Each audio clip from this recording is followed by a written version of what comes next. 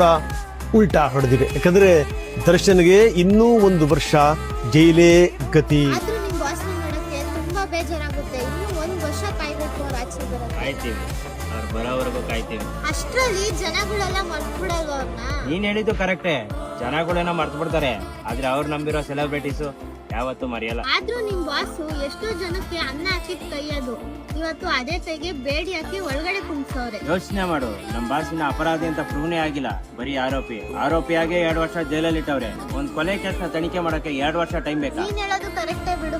ಬೇರೆ ಬೇರೆ ಕಾರಣಕ್ಕೆ ಕೊಲೆ ಮಾಡಿದವರು, ರೇಪ್ ಮಾಡಿದವರೆಲ್ಲ ಬಿಂದಾಸಾಗ ಆಚೆ ಓಡಾಡ್ಕೊಂಡವ್ರೆ. ನಿಮ್ ಬಾಸೇ ಇವತ್ತು ಜೈಲಲ್ಲಿ ಇರೋದು. ಒಬ್ಬ ಮನುಷ್ಯ ಏನಾದ್ರು ಕೆಳಗ್ ಬಿದ್ರೆ ಸಿಕ್ತವ್ರೆಲ್ಲ ಆಳ್ಗೊಂದೊಂದ್ ಕಲ್ಲು ಅಂತ ಹಾಕಕ್ ಕಾಯ್ತಾ ಇರ್ತಾರೆ.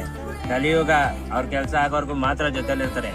ಆಮೇಲೆ ನೀನ್ ಯಾವ ಬೋಡಿ ಮಗ ಅಂತಾನು ಕೇಳಲ್ಲ, ಹೋಯ್ತಾ ಇರ್ತಾರೆ. ನೀನ್ ಕೇಕ್ ನಿನ್ ತಲೆ ಮೇಲೆ ಹಾಕೊಂಡು ತಪ್ಪು ಮಾಡ್ದೆ ಗುರು.